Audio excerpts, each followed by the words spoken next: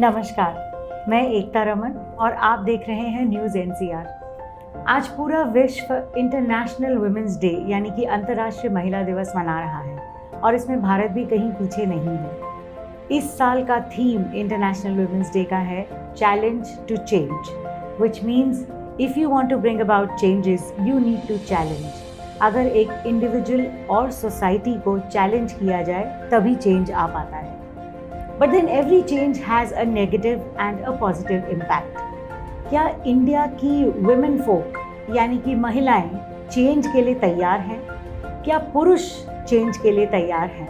और नेगेटिव और positive aspects को ध्यान में रखते हुए कहीं ऐसा तो नहीं कि women empowerment के नाम पे men de-empowerment हो रहा है, या फिर जेंडर इक्वालिटी की हम सिर्फ बात कर रहे हैं और जेंडर इक्वालिटी को मिसयूज़ किया जा रहा है। इन कुछ मुद्दों पर आज रोशनी डालेंगे हम एक ऐसी लेडी के साथ जो एक लीगल प्रोफेशन से हैं, and I am talking about advocate Sonia Maheshwari. Sonia has been in this line for the last 20 years and she has dealt with cases related to criminal, civil, marital, property. You just talk about it and she knows it. ऐसे person से हम ये जानेंगे कि इस तरह के changes judiciary को कैसे अफेक्ट कर रहे हैं और जुडिशरी ने जो पिछले कुछ टाइम में चेंजेस किए हैं उनका सोसाइटी पे क्या इम्पैक्ट है। तो मैं स्वागत करती हूँ एडवोकेट सोनिया महेश्वरी का। फरीदाबाद में जब हम मेल फीमेल रेशो की बात करते हैं और पर्सपेक्टिव की बात करते हैं तो सबसे पहले हम जुडिशरी के चेंजेस से शुरुआत करते हैं, क्योंकि वुमेन एम्पावरमेंट एक ऐसा मुद्दा है जो पिछले 6-8 सालों में बहुत ज़्यादा उछल कर बाहर आया है। सबसे पहला चेंज जो हमने देखा था was the permission to live in relationship. इस पर एक लीगल एस्पेक्ट से आप थोड़ी रोशनी डालिए कि लिव इन रिलेशनशिप्स को जब लीगलाइज किया गया तो उसमें क्या उसके क्लॉज क्या हैं?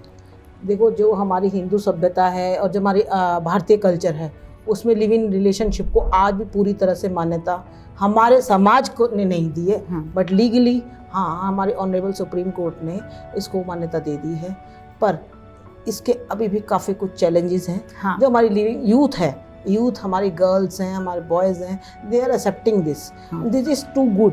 Before prior to marriage you can check और you can know the positive and negative aspects of your partner. ठीक है, अगर आपने ये नहीं किया तो जब हमारे आजकल आए दिन हमारे यहाँ आ रहा है matrimonial disputes are raising day by day. तो सो दैट मतलब अगर लिविंग रिलेशनशिप होगा उसमें आप prior to marriage you can check your partner, you can check, मैं चेक वर्ड बहुत गलत है इसमें, you can know, I can say you can know about the positive and negative effects. तो यानी अगर लिव इन है तो कम से कम डाइवोर्स या मैरिटल केसेस कम हो जाएंगे। बिल्कुल, पर हमारे जो समाज के जो हमारे बड़े बुजुर्ग हैं या हमारे समाज के जो ठेकेदार हैं वो इस चीज़ को अभी भी नेगेटिव मानते हैं। बट जो हमारी एजुकेटेड जो हमारा यूथ है या हमारा एजुकेटेड तबका है वो इसको एक्सेप्ट कर रहा है, क्योंकि वो डाइवोर्स नहीं चाहते। बिल्कुल, लेकिन डाइवोर्स एनी लिटिगेशन और एनी हेडेक ऑफ कोर्ट्स और लीगल। राइट, पर फिर डाइवोर्स के अगेंस्ट मतलब यही जो समाज के ठेकेदार हैं अगर ये लिव इन के अगेंस्ट है तो ये तो फिर डाइवोर्स के भी अगेंस्ट होते हैं। नहीं, तो डिवोर्स के अगेंस्ट नहीं है, वो शांति के अगेंस्ट है। अच्छा। और कुछ नहीं है, वो सिर्फ इस चीज़ को नेगेटिव वे में ले जाते हैं और कुछ नहीं। हर चीज़ के पॉजिटिव और नेगेटिव होते हैं। जो एडुकेटेड हमारा तबका है या जनरेशन है, they are accepting this day by day. But जो अनएजुकेटेड और जो समाज एजुकेटेड भी जो समाज के ठेकेदार हैं they are avoiding this things. Okay, because they want their market गर्म कर। I can say this word. तो जब हम लिव इन की बात करते हैं तो हम सिर्फ यूथ को ही क्यों कंसिडर करते हैं? मतलब अगर मैं ऐसे सोचूं कि कोई suppose somebody is a divorcee, बिल्कुल, या कोई ऐसा जिसने जो सेपरेट हो गए हैं partner, if she is educated और he or she, so suppose a lady is 40+ years of age या एक आदमी है जो 45 है और वो किसी के साथ लिव इन करना चाहता है, तो क्या पहले ऐसा सोसाइटी, क्योंकि पहले सोसाइटी से एक्सेप्ट, पहले सोसाइटी तो अभी भी एक्सेप्ट नहीं करती है, बट पहले जो होता था दिस वाज इलीगल एक्ट। आप किसी के साथ कहीं कुछ नहीं रह सकते हो, दैट इज कॉल्ड एडल्ट्री। अगर कोई शादीशुदा आदमी है, आप कह सकते हो कि डिवोर्सी के साथ रह रहा है, तो दैट इज एडल्ट्री का आपका 497 का मुकदमा दर्ज हो जाता जी। था। लेकिन नाउ दिस डेज ऑनरेबल अब तो सुप्रीम कोर्ट ने adultery एडल्ट्री को डिलीट कर दिया है, नहीं। Remove that. तो अब क्या है कि वो एडल्ट्री का नहीं होगा। अगर आपको for the sake of peace आप अपने स्पाउस से चाहते हो तो on the ground of adultery you can take divorce ले लो। ठीक है ना, डिवोर्स ले सकते हो ताकि आपका स्पाउस भी परेशान ना रहे और आप भी अपनी लाइफ आसानी से जी सकते। Right. So live-in के बाद the next big step which was taken by the Honorable Supreme Court and the judiciary was the acceptance of the LGBT community, बिल्कुल, the third gender. बिल्कुल थर्ड So third gender हमारी society में मुगलों के और राजा महाराजाओं के बिल्कुल, टाइम से है बिल्कुल, और हमें बिल्कुल। पता है कि उनका क्या रोल रहता था। सो एक्सेप्टेबिलिटी ऑफ थर्ड जेंडर ने हमारी सोसाइटी को कैसे इम्पैक्ट किया है? देखो आप- ऐसा है, इज ऑल्सो ह्यूमन बीइंग। हाँ। लेकिन जो पहले थर्ड जेंडर को कहा जाता था कि भाई दीज आर नेगेटिव थिंग्स और they can not approach to our homes और एटसेट्रा ना, but now this days judiciary has बहुत ज़्यादा अप्रिशिएबल स्टेप उठाया है जिससे कि क्या थर्ड जेंडर को भी, थर्ड जेंडर की लेडीज़ हैं या जेंट्स हैं, they can earn, they can educate themselves, they can rise as Equal rights मिलते हैं। इक्वल राइट्स हैं और दे Respect कैन राइज, मिलते हैं। रिस्पेक्ट है। और किसी भी आप प्रोफेशंस में भी देख लो आजकल थर्ड जेंडर भी जा रहे हैं। ब्यूटी के प्रोफेशन में देख लो कई थर्ड जेंडर ब्यूटिशियंस PR भी है, हैं, PRs हैं, advertising, बिल्कुल media है। एडवर्टाइजर हाँ में, जी, मीडिया हाँ। में भी है। तो दे ईच एंड एवरी, मेरा मानना ये है, मेरा पर्सनल मानना यही है कि each and every human being को अपनी जिंदगी अपने अनुसार जीने का राइट होना चाहिए। ये तो बात और हुई जुडिशरी की। बिल्कुल। लोग इसे एक्सेप्ट कर रहे हैं कि नहीं? देखो जहाँ लोगों की बात है वो वही आता है, जहाँ पुराने रीति रिवाज हैं वहाँ आज भी इस चीज़ को एक्सेप्टेड नहीं है। नहीं। बट एजुकेटेड हम लोग जहाँ पर राइज कर रहे हैं और जहाँ पर आप अपने इन दक्कनूसी विचारों को पीछे रखोगे वहीं आप राइज कर पाओगे। हाँ, ठीक है ना, that is challenge करेंगे तो change आएगा। अगर चैलेंज करेंगे तभी चेंज हो पाएगा, नहीं तो नहीं हो अदरवाइज पाएगा। It can not be done. और हमारा हिंदुस्तान तो अब वैसे भी नए हिंदुस्तान की ओर अग्रसर है। हाँ, ठीक है ना, बिल्कुल। Make in India and made in Made in India India। जो मोदी जी का नया नारा है, भारत। हमारा नया भारत। हाँ। तो नए भारत की तरफ हम अग्रसर हैं और इन्हीं प्रोस्पेक्ट्स के और इन्हीं थिंकिंग के हिसाब से भी हम नए भारत की ओर जा सकेंगे। राइट। इसी से एक और चीज़, अब तो गे और लेस्बियन मैरिजेस भी लीगलाइज हो गई हैं। लीगलाइज हो गई हैं। हाँ, और मैं अपने व्यूअर्स के साथ भी शेयर करना चाहूँगी कि बहुत रिसेंटली एक गे मैरिज परफॉर्म की गई थी गोवा में, जिसमें one party was Christian and the other was from India, Indian citizenship थी। और इंडिया के गोवा के एक पंडित ने पहली बार एक गे मैरिज परफॉर्म की है, जिसमें उन्होंने कन्यादान और दूल्हे की पूजा वाला सेक्शन ओमिट कर दिया और वो मैरिज लीगलाइज हुई है। So that's a big change. बिल्कुल, इट्स अ बिग चेंज। और उसमें क्या होता है कि जैसे अगर आप एक गे हो, if you have feelings about your same gender, तो उसमें आपका जो पार्टनर है ही कैन बी डिमोरलाइज। अगर आप True. वो सेकंड जनरेशन से है या अलग जनरेशन से है, किसी भी True. आप मैन है वो वुमेन है या हाँ आप जी। वुमेन है वो मैन है, तो उसमें उसकी लाइफ डिस्ट्रॉय होने का Destroy हो कोई जाती पंगा नहीं रहेगा। हाँ। तो he can This will create a balance. Balance हो जाएगा। सो लाइफ और पीसफुल हो गई। बिल्कुल पीसफुल यानी होगी। कुछ For डिवोर्सेस कम generation- हो जाएंगे। देखो ये चीज पहले भी होती थी बट ये बिहाइंड द कर्टेन्स होती थी। जी। Now it is open due to changes and due to challenges जो आज True. आपका टॉपिक है। जी। That's why it can be done. Okay, so then after this LGBT thing, the third major change that came in the society was the legalization of adultery, बिल्कुल the legalization of illegal relationships. This is बिल्कुल, बिल्कुल। very tricky and very interesting. इसने हमारी society को कैसे impact देखो किया है? ऐसा है, एडल्ट्री इज नॉट, आजकल भी अगर आप एक रिश्ते के साथ, मेरा मानना है अगर आपका कोई शरीर का अंग खराब हो जाता है, मेडिकल लाइफ में भी यही जी। है, अगर आपका कोई हाथ या पैर कोई अंग खराब हो गया है उसके लिए आप अपनी लाइफ खराब नहीं करो। जी। तो एक रिलेशन जहाँ जिसमें कोई भी पॉजिटिवनेस नहीं है तो उसको ख़त्म करने में ही फ़ायदा है। आप बजाय कि आप उसको एडल्ट्री में रहो, उसको ख़त्म करके एडल्ट्री के ग्राउंड पे, दैट इज़ नॉट, अगर वो क्रिमिनल होगा, अगर वो क्राइम होगा तो उससे जो रिस्पेक्ट आपकी एक दूसरे के प्रति या जो रिश्ता बनना चाहेगा ना वो भी बिगड़ जाएगा। जी। तो इसीलिए एडल्ट्री को ऑनरेबल कोर्ट ने वो कर दिया, रिमूव कर दिया है आईपीसी में से। और क्योंकि रिश्तों में आजकल विश्वास कम रहा है। जी। ठीक है ना, और आप अगर जहाँ पर विश्वास नहीं होता वहाँ आप रिलेशन को आगे नहीं बढ़ा सकते। तो क्योंकि उसमें ये नहीं है कि खाली वुमेन का, मैन का भी पूरा ही हाथ है। जी। ठीक है ना वुमेन मैन दोनों जो भी होता है, मेरे मानना ये है, because this is related to matrimonial, that's why I am going there, कि जहाँ आप दोनों हस्बैंड और वाइफ दोनों के प्रति दोनों को फेथफुल रहना पड़ता है। शादी इज अ रिश्ता इज अ व्हीकल Trust, जिसमें दोनों आपके है। बैलेंस होने चाहिए। जी। अगर दोनों में से एक भी वो रहा स्पाउस, तो they can not go along. तो उस अलोंग के चक्कर में वो एडल्ट्री में रहते हैं। उसमें क्या होता है, फिर आपका स्पाउस भी और आपके बच्चे भी वो खराब हो जाते हैं, और उनकी ज़िंदगी, उनका कल्चर, उनका नेचर कुछ भी नहीं रहता। तो एडल्ट्री ना, अगर आप एडल्ट्री में हैं तो उसमें ऑनरेबल कोर्ट ने भी यही किया है कि on the ground of adultery you can take divorce. आपने बच्चों का जिक्र किया, so as a female and as an advocate, दोनों पर्सपेक्टिव से मैं जानना चाहूँगी कि जब आप इस तरह के केसेस हैंडल करती हैं तो यू मस्ट बी कंसिडरिंग कि मतलब उनके बच्चे हैं, किस एज ग्रुप के, how does it impact them, मतलब और आपके डिसीजन में उसका क्या रोल है? मतलब सही जी, मेरा तो ये रहता है, फर्स्टली आई कैन, मतलब उनको पहले मैं खुद ही कंसल्ट करती हूँ, whether it can take 2 hours और 3 आवर्स, मैं दोनों को बुलाती हूँ। अगर वो दोनों इकट्ठे आए हैं तो मेरे पास ऐसे मैटर भी होते हैं जिसमें दोनों मियाँ बीवी इकट्ठे आ जाते हैं, भाई हमें तो म्यूचुअल डिवोर्स चाहिए, we want separation, but they don't think about their children. तो I go through with their facts and circumstances, after that I will reconcile, I will try, I can try. अगर उनका हो जाता है तो that will be very appreciable, क्योंकि court का भी यही रहता है कि कोर्ट भी मैंडेटरी पीरियड देती है to think over it. I tried to let them think over it, afterwards if they are not ready for that, ठीक है, then it's उसमें okay. आप कुछ नहीं कह सकते। For the sake of children, I tried, and I had tried. So many couples are living their life happily after my consultancy. Wonderful. तो इन 20 सालों में सोनिया, आपके पास मेजॉरिटी जो चंक ऑफ केसेस है वो कैसे आए हैं? Criminal, civil, marital? मेरे पास क्रिमिनल और मैट्रिमोनियल ही सबसे ज़्यादा है। सिविल भी दिन प्रतिदिन कम होते जा रहे हैं, बिकॉज नाउ द पीपल, वो थिंकिंग नहीं रही है, the people have grown up and their minds are also grown up.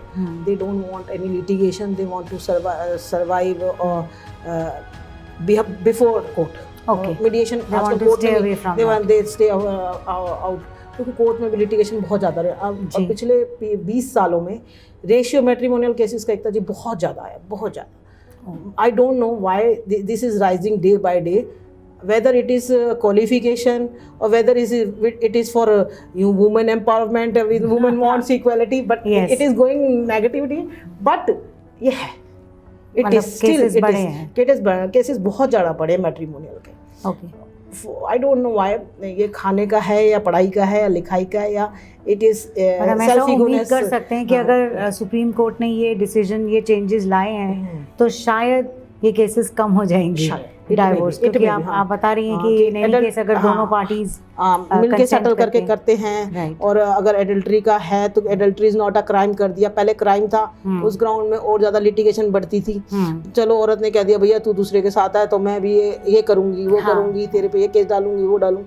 तो अगर एडल्ट्री क्राइम नहीं है तो औरत को ये लगेगा भाई इसमें तो कुछ हो ही नहीं सकता, तो लिटिगेशन कम होगी, let's have a talk on table, right, वो चीज़ बढ़ जाएगी। Okay, so as a woman advocate, how many cases have you dealt on domestic violence? Because हम ये कहते हैं कि डोमेस्टिक वायलेंस अब नहीं है।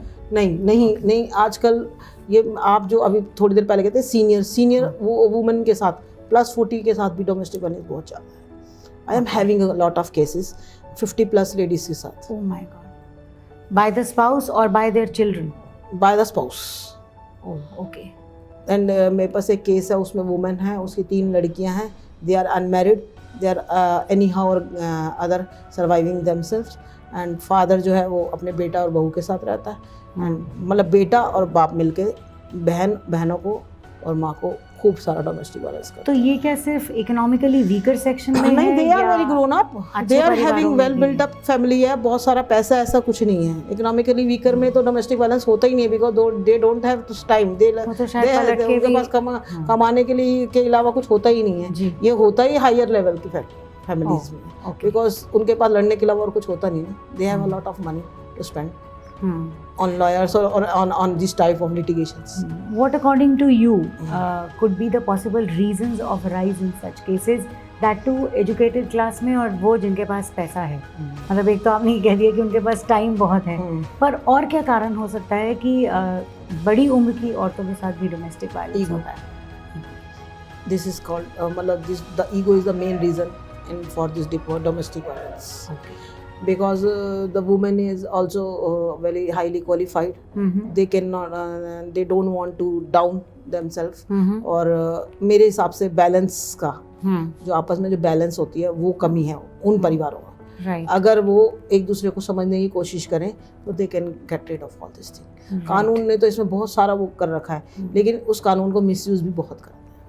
हमारी सोसाइटी की मिडिल क्लास और अपर मिडिल क्लास की मेल फ्रेटर्निटी का ये मानना है कि जब से वुमेन एम्पावरमेंट आया है और जेंडर इक्वालिटी आ गया सोसाइटी में कॉन्सेप्ट, तो तब से मेल फ्रेटर्निटी को काफ़ी चैलेंजेस का सामना करना पड़ा है। How true is this? और क्या आपके पास कभी मेल डोमेस्टिक वायलेंस या मेल चैलेंजेस के केसेस आए हैं? I have number of male clients who are suffering from the violence from their wives. Wives have, that's why adultery is not a crime. वो adultery crime नहीं है, they are using not crime को girls use कर रही हैं, ladies use कर रही हैं, और वो खुद तो कहीं और होती है, जो कर रहे हैं जो करेंगे। How can you stop me? I am your wife. I have right in your properties or in your money or in your all things. वो चीज़ हो जाता है। नंबर ऑफ बॉयज़ हैं मेरे पास जो जिनके ऐसे केसेस हैं और डोमिनेट करती हैं उनकी wives. Okay. Because of their education और देयर इनकम एटसेट्रा। तो ये डोमिनेट वर्ड जो आपने यूज़ करा, कहीं ये मिसअंडरस्टूड तो नहीं है? मतलब the females asking for their rights is known as domination या राइट्स नहीं? अच्छा, they are misusing their powers. Some of them are misusing their powers. तो यानी इस चेंज ने एक नेगेटिव इम्पैक्ट लाया है। थोड़ा सा है, but it we can get rid of this. Time will come कि ये सब कुछ खत्म हो जाएगा। क्योंकि जब भी आप जो आपका आज थीम है challenges, this is a challenge. Some ऐसा होता है ना, आप बच्चे को अगर एक चीज़ ज़्यादा दे देते हो तो एक्सेस भी ले लेता है। दे डू नॉट, मतलब उनको इतनी नॉलेज नहीं है कि मतलब कि इतना खाना है या नहीं खाना। तो आप उसको अगर 2 रोटी की जगह 4 रोटी दे वो खा दे, उसका पेट खराब हो जाता है। तो ऐसे ही हमारे वुमेन्स के साथ हो रहा है। राइट तो उनको मिल रहे हैं, but they do not know how to enjoy it और how to use this. They are sometimes they misuse और समटाइम्स दे यूटिलाइज दिस। वैसे तो हम बड़े इंटरेस्टिंग टॉपिक्स पे बात करें। There are so many questions that I would want to ask, और शायद ऑडियंस से भी आएंगे, हम इनवाइट करेंगे questions. But this brings me to the last question of today's chit chat with you Sonia. पहले से ही जुडिशरी में, खैर मतलब एक बहुत फेमस फिल्म का बड़ा फेमस डायलॉग भी है कि एक बार को पुलिस साथ नहीं दे और एडमिनिस्ट्रेशन प्रशासन साथ ना दे, कोई भी साथ ना दे, फिर भी व्यक्ति दूसरे से कहता है मैं तुझे कोर्ट में देखूंगा। तो कोर्ट में लोगों का विश्वास अभी भी है जुडिशरी सिस्टम और कोर्ट देती है। So, do you think आपके 20 सालों में आपने देखा है कि लोगों का विश्वास कम से ज़्यादा हुआ एजुकेशन के साथ, अवेयरनेस के साथ, या ज़्यादा से कम हुआ? नहीं, कम से ज़्यादा हुआ। कम से ज़्यादा भी हुआ। और दूसरा, कई लोग इसको मिसयूज भी करते हैं। ओके। कई लोग they try to misuse the things, चाहे वो मैन हो चाहे वुमेन हो। मैं उसमें कोई स्पेसिफिकली मैन वुमेन नहीं बोलूँ। Some people use to misuse. Okay. And court को पता चल जाता? हाँ बिल्कुल, we also came to know. And then you get into investigations. Okay. क्योंकि ये बहुत जिम्मेदारी का काम है कि आप कोर्ट, ऐसा कोर्ट पे जो विश्वास है और वो अभी बढ़ रहा है और अब आगे और बढ़ेगा। क्योंकि कहीं भी कुछ होता है फ्रॉम द वेरी बिगिनिंग हम कहते हैं I will sue you in the court. हाँ, करेक्ट। तो वो होता है और इन द एंड सच्चाई की जीत होती है। True. It will take time. Court में थोड़ा आपको पता ही है कि लिटिगेशंस बढ़ती जा रही है और ये थोड़ा हमारा कोविड-19 का भी चक्कर था। उस चक्कर में हमारी 1.5 साल कोर्ट बंद रही है। तो it will take time, but decision will be come and the truth will come. So eventually सच्चाई की जीत होगी। Wonderful. Thank you so much for your inputs, Sonia. Welcome. I am sure our viewers also must have enjoyed. आपके बहुत सारे सवाल भी होंगे। अगर आप में से कोई भी किसी भी सब्जेक्ट, किसी भी टॉपिक पे सोनिया से सवाल करना चाहते हैं तो आप न्यूज़ NCR से कनेक्ट कर सकते हैं। हम आपको सोनिया से कनेक्ट करेंगे and we will get you enlightened. Thank you so much once again Sonia. नमस्कार।